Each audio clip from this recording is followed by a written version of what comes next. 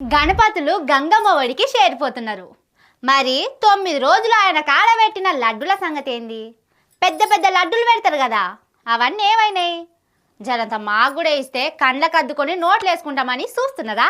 గణపయ్య లడ్డూలంటే ఎవరికి ఇష్టం ఉండదు చెప్పుండ్రి. 9 రోజులు ఆయన చేతులున్న లడ్డు తింటే మనకు కూడా ఇంతంత పుణ్యం వస్తుందని అందరు అనుకుంటారు. అందుకే లడ్డూను కొనుక్కుంటానికి పోటీ పడుతున్నారు. మస్తు ఫేమస్ అయిన బాలాపూర్ లడ్డు ఈసారి 35 లక్షల రూపాయలకు పోయింది. లింగాల దశరథ్ గౌడ్ అనేటాయనే దీన్ని వేలంలో వాడుకున్నాడు. పోయినేడు 30 లక్షలే ఉండే, ఇప్పుడు 35 లక్షల దాకా పోయింది. పాపం పోయిన 5 ఏండ్ల సంధి లడ్డూ కోసం వేలం పాట పాడుతున్నాడట ఈ అన్న. గాని ఈ ఏడు అదృష్టం కలిసి వచ్చింది.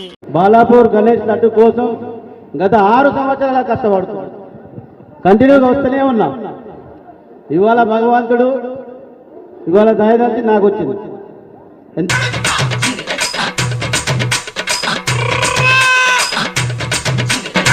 ఇక హైదరాబాద్ లోనే ఉన్న కీర్తి రిచ్మండ్ విలాస్ ఖాన్ అయితే లడ్డు వేలం పాటల మస్తు రేట్ పలికింది. అక్కడ ఉండేటోళ్లే దాన్ని 2,32 లక్షలకు గెలుచుకున్నారు. వాళ్ళ సంబరం చిన్నగా లేదు. 2018లా 25,000కు పోయిందట లడ్డు, ఇప్పుడు 2,30 లక్షలకు పెరిగింది.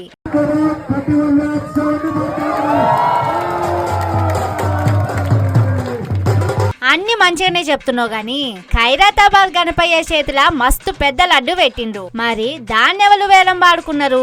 ఎంతకు పోయిందని చూడకుర్రి. ఎందుకంటే దాన్ని వేలం వేయరు, అందరికి ఉట్టిగానే పంచి పెడతారు. దేవుడి లడ్డు మీద బిజినెస్ చేసినట్టు వేలం పాడుడు మాకు నచ్చదని అక్కడ గణపయ్యను పెట్టేటోళ్లు చెప్తున్నారు.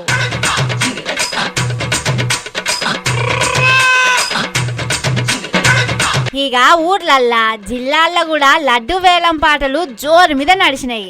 గణపయ్య మీద భక్తితోని ఎన్ని పైసలైనా సరేనని వేలం పాడిండ్రు, లడ్డు గెలుచుకున్నారు.